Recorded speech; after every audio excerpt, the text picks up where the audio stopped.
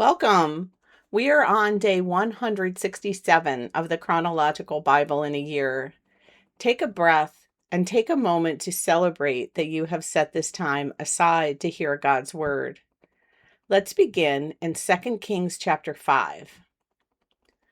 Now Naaman, commander of the army of the king of Aram, was a great man in the view of his master, and eminent, because by him the Lord had given victory to Aram. The man was also a valiant warrior, but afflicted with leprosy. Now the Arameans had gone out in bands and taken captive a little girl from the land of Israel, and she waited on Naaman's wife. And she said to her mistress, "If only my master were with the prophet who was in Samaria, then he would cure him of his leprosy." And Naaman went in and told his master, saying, "The girl who is from the land of Israel spoke such and such." Then the king of Aram said, "Go now, and I will send a letter to the king of Israel." So he departed and took with him 10 talents of silver, 6,000 shekels of gold, and 10 changes of clothes. And he brought the letter to the king of Israel, which said, "And now, as this letter comes to you, behold, I have sent Naaman my servant to you, so that you may cure him of his leprosy." But when the king of Israel read the letter, he tore his clothes and said, "Am I God to kill and to keep alive, that this man is sending word to me to cure a man of his leprosy? But consider now and see how he is seeking a quarrel against me." Now it happened when Elisha, the man of God, heard that the king of Israel had torn his clothes, that he sent word to the king, saying, "Why did you tear your clothes? Just have him come to me, and he shall learn that there is a prophet in Israel." Now Naaman came with his horses and his chariots and stood at the doorway of Elisha's house. And Elisha sent a messenger to him, saying, "Go and wash in the Jordan 7 times, and your flesh will be restored to you, and you will be clean." But Naaman was furious and went away, and he said, "Behold, I thought he will certainly come out to me and stand and call on the name of the Lord his God, and wave his hand over the site and cure the leprosy. Are Abana and Parphar, the rivers of Damascus, not better than all the waters of Israel? Could I not wash in them and be clean?" So he turned and went away in a rage. Then his servants approached and spoke to him, saying, "My father, had the prophet told you to do some great thing, would you not have done it? How much more then when he says to you, 'Wash and be clean'?" So he went down and dipped himself in the Jordan 7 times, in accordance with the word of the man of God, and his flesh was restored like the flesh of a little child, and he was clean. Then he returned to the man of God with all his company, and came and stood before him. And he said, "Behold, now I know that there is no God in all the earth except in Israel. So please accept a gift from your servant now." But he said, "As surely as the Lord lives before whom I stand, I will accept nothing." And he urged him to accept it, but he refused. Then Naaman said, "If not, please let your servant be given 2 mules' load of earth, for your servant will no longer offer a burnt offering nor a sacrifice to other gods, but to the Lord. Regarding this matter, may the Lord forgive your servant when my master goes into the house of Rimmon to worship there, and he leans on my hand, and I bow down in the house of Rimmon. When I bow down in the house of Rimmon, may the Lord please forgive your servant in this matter." He said to him, "Go in peace." So he went some distance from him. But Gehazi, the servant of Elisha, the man of God, thought, "Behold, my master has spared this Naaman the Aramean by not accepting from his hand what he brought. As the Lord lives, I will run after him and take something from him." So Gehazi pursued Naaman. When Naaman saw someone running after him, he came down from the chariot to meet him and said, Is everything well?" And he said, "Everything is well. My master has sent me, saying, 'Behold, just now 2 young men of the sons of the prophets have come to me from the hill country of Ephraim. Please give them a talent of silver and 2 changes of clothes.'" Naaman said, "Be sure to take 2 talents." And he urged him, and tied up 2 talents of silver in 2 bags with 2 changes of clothes, and gave them to 2 of his servants, and they carried them before him. When he came to the hill, he took them from their hand and deposited them in the house, and he sent the men away, and they departed. But he went in and stood before his master, and Elisha said to him, "Where have you been, Gehazi?" And he said, "Your servant went nowhere." Then he said to him, "Did my heart not go with you when the man turned from his chariot to meet you?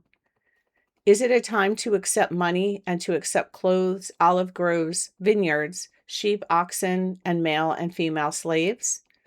Therefore, the leprosy of Naaman shall cling to you and your descendants forever." So he went out from his presence, afflicted with leprosy, as white as snow. Now the sons of the prophets said to Elisha, "Behold now, the place before you where we are living is too cramped for us. Please let us go to the Jordan, and let us each take from there a beam, and let us construct a place there for ourselves to live there." So he said, "Go." Then one of them said, "Please agree to go with your servants." And he said, "I will go." So he went with them, and when they came to the Jordan, they cut down trees.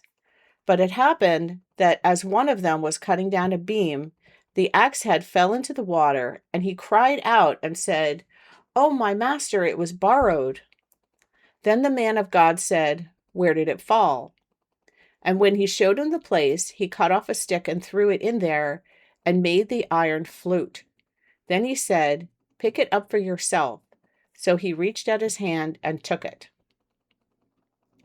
Now the king of Aram was making war against Israel, and he consulted with his servants, saying, "In such and such a place shall be my camp." But the man of God sent word to the king of Israel, saying, "Be careful that you do not pass this place, because the Arameans are coming down there." And the king of Israel sent scouts to the place about which the man of God had told him. So he warned him, so that he was on his guard there more than once or twice. Now the heart of the king of Aram was enraged over this matter, and he called his servants and said to them, "Will you not tell me which of us is for the king of Israel?"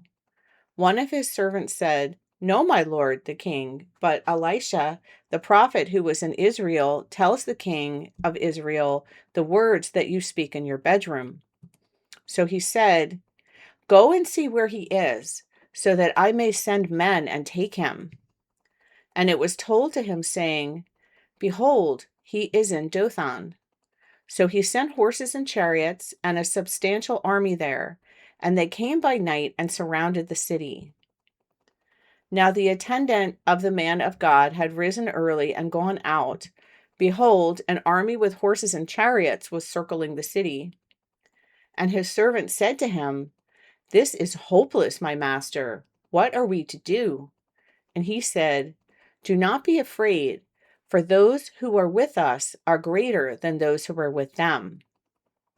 Then Elisha prayed and said, "Lord, please open his eyes so that he may see." And the Lord opened his servant's eyes, and he saw. And behold, the mountain was full of horses and chariots of fire all around Elisha. And when they came down to him, Elisha prayed to the Lord and said, "Please strike this people with blindness." So he struck them with blindness in accordance with the word of Elisha. Then Elisha said to them, "This is not the way, nor is this the city. Follow me, and I will bring you to the man whom you seek." And he brought them to Samaria. When they had come into Samaria, Elisha said, "Lord, open the eyes of these men so that they may see." So the Lord opened their eyes, and they saw, and behold, they were in the midst of Samaria. Then the king of Israel, when he saw them, said to Elisha, "My father, shall I kill them? Shall I kill them?" But he answered, "You shall not kill them. Would you kill those whom you have taken captive with your sword and your bow? Set bread and water before them, so that they may eat and drink and go to their master." So he provided a large feast for them, and when they had eaten and drunk, he sent them away, and they went to their master. And the marauding bands of Arameans did not again come into the land of Israel. Now it came about after this that Ben-Hadad, the king of Aram, gathered his army, and he went up and besieged Samaria. So there was a severe famine in Samaria, and behold, they kept besieging it until a donkey's head was sold for 80 shekels of silver, and a fourth of a cab of dove's dung for 5 shekels of silver. And as the king of Israel was passing by on the wall, a woman cried out to him, saying, "Help, my lord the king." But he said, "If the Lord does not help you, from where am I to help you? From the threshing floor or from the winepress?" Then the king said to her, "What is on your mind?" And she said, "This woman said to me, 'Give me your son so that we may eat him today, and we will eat my son tomorrow.' So we cooked my son and ate him. And I said to her on the next day, 'Give your son so that we may eat him.' But she has hidden her son." When the king heard the woman's words, he tore his clothes, and he was passing by on the wall, and the people looked, and behold, he had sackcloth underneath on his body. Then he said, "May God do so to me, and more so, if the head of Elisha, the son of Shaphat, remains on him today." Now Elisha was sitting in his house, and the elders were sitting with him. And the king sent a man from his presence. But before the messenger came, he said to the elders, "Do you see how this son of a murderer has sent a man to cut off my head? Look, when the messenger comes, shut the door and hold the door shut against him. Is the sound of my master's feet not behind him?" While he was still talking with him, behold, the messenger came down to him, and he said, "Behold, this evil is from the Lord. Why should I wait for the Lord any longer?" Then Elisha said, "Listen to the word of the Lord. This is what the Lord says. About this time tomorrow, a measure of flour will be sold for a shekel, and 2 measures of barley for a shekel, at the gate of Samaria." The royal officer on whose hand the king was leaning responded to the man of God and said, "Even if the Lord were to make windows in heaven, how could this thing happen?" Then he said, "Behold, you are going to see it with your own eyes, but you will not eat any of it." Now there were 4 leprous men at the entrance of the gate, and they said to one another, "Why are we sitting here until we die? If we say, 'We shall enter the city,' then the famine is in the city, and we will die there. But if we sit here, we will also die. Now then, come, let's go over to the camp of the Arameans. If they spare us, we will live, and if they kill us, then we will die." So they got up at twilight and went to the camp of the Arameans. And when they came to the outskirts of the camp of the Arameans, behold, there was no one there. For the Lord had made the army of the Arameans hear a sound of chariots, a sound of hooves, that is, the sound of a great army. And they said to one another, "Behold, the king of Israel has hired the kings of the Hittites and the kings of the Egyptians against us to attack us." So they got up and fled at twilight, and abandoned their tents, their horses, and their donkeys. Indeed, the camp itself, just as it was, and they fled for their lives. When these men with leprosy came to the outskirts of the camp, they entered one tent and ate and drank, and carried from there silver, gold, and clothes, and they went and hid them. Then they returned and entered another tent, and carried valuables from there also, and went and hid them. Then they said to one another, "We are not doing the right thing. This day is a day of good news, but we were keeping silent about it. If we wait until the morning light, punishment will overtake us. Now then, come, let's go and inform the king's household." So they came and called to the gatekeepers of the city and told them, saying, "We came to the camp of the Arameans, and behold, there was no one there, nor a human voice, only the horses tied and the donkeys tied, and the tents just as they were." And the gatekeepers called and announced it inside the king's house. Then the king got up in the night and said to his servants, "I will now tell you what the Arameans have done to us. They know that we are hungry, so they have left the camp to hide themselves in the field, saying, 'When they come out of the city, we will capture them alive and get into the city.'"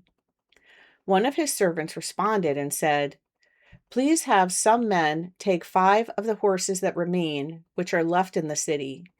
Behold, they will be in any case like all the multitude of Israel who are left in it.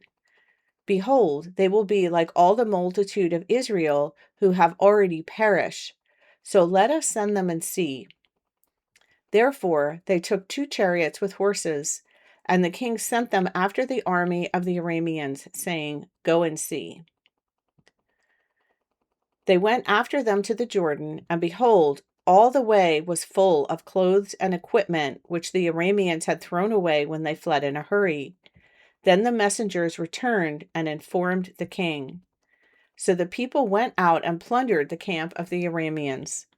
Then a measure of fine flour was sold for a shekel, and 2 measures of barley for a shekel, in accordance with the word of the Lord. Now the king appointed the royal officer on whose hand he leaned to be in charge of the gate. But the people trampled on him at the gate, and he died, just as the man of God who spoke when the king came down to see him. So it happened just as the man of God had spoken to the king, saying, 2 measures of barley for a shekel, and a measure of fine flour for a shekel will be sold about this time tomorrow at the gate of Samaria. At the time, the royal officer had responded to the man of God, saying, "Now, even if the Lord were to make windows in heaven, could such a thing as this happen?" And he had said, "Behold, you are going to see it with your own eyes, but you will not eat any of it." And this is what happened to him. For the people trampled on him at the gate, and he died.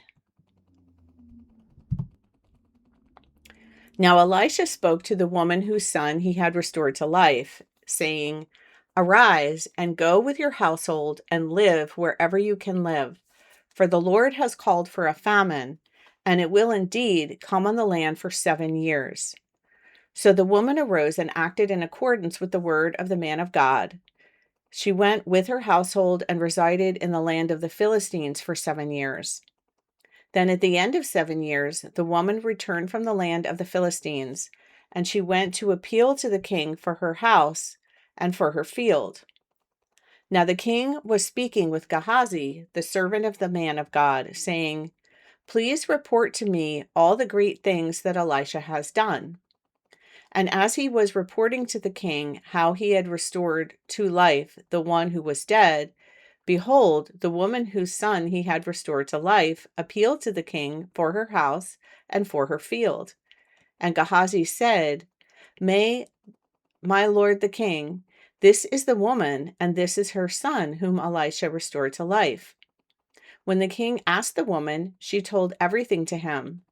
So the king appointed an officer for her, saying, "Restore all that was hers and all the produce of the field from the day that she left the land, even until now." Then Elisha came to Damascus. Now Ben-Hadad, the king of Aram, was sick, and it was told to him, saying, "The man of God has come here." And the king said to Hazael, "Take a gift in your hand, and go to meet the man of God, and inquire of the Lord by him, saying, 'Will I recover from this sickness?'" So Hazael went to meet with him, and took a gift in his hand, even every kind of good thing of Damascus, 40 camels' loads. And he came and stood before him, and said, Your son Ben-Hadad, king of Aram, has sent me to you, saying, will I recover from this sickness? And Elisha said to him, go say to him, you will certainly recover.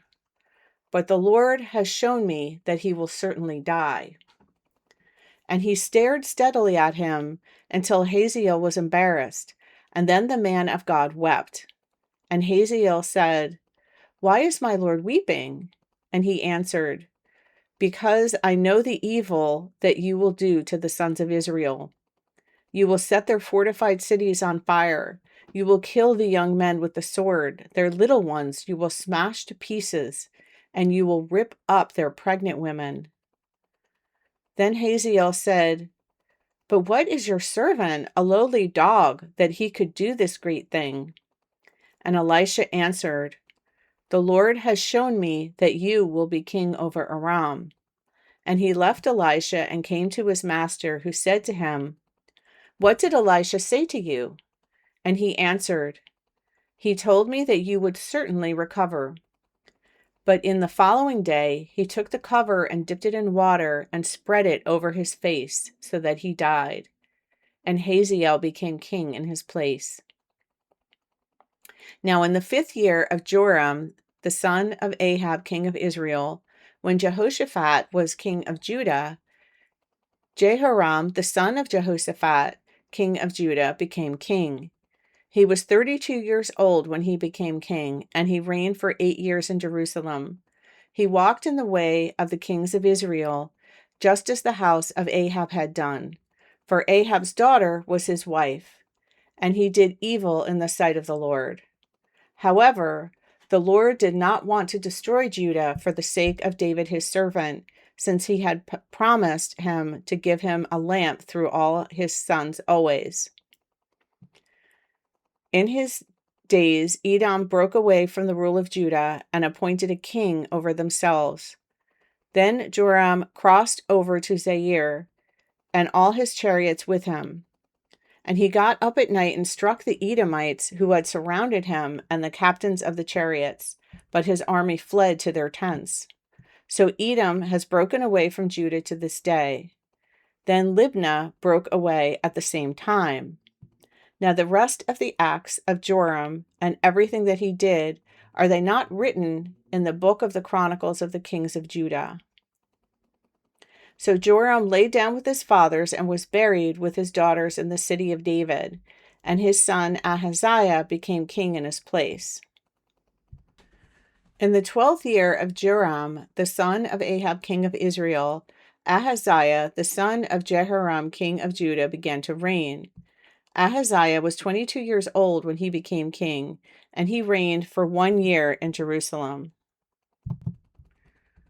And his mother's name was Athaliah, the granddaughter of Omni, king of Israel. He walked in the way of the house of Ahab and did evil in the sight of the Lord, like the house of Ahab, because he was a son-in-law of the house of Ahab. Then he went with Joram, the son of Ahab, to war against Hazael, the king of Aram, at Ramoth Gilead, and the Arameans wounded Joram. So King Joram returned to save himself, to have himself healed in Jezreel of the wounds which the Arameans had inflicted on him at Ramah, and he fought against Hazael, king of Aram. Then Ahaziah, the son of Jehoram, king of Judah, went down to see Joram, the son of Ahab, in Jezreel, because he was sick. Thank you for listening. I pray that the seed of God's word will be planted in your heart and will continue to grow.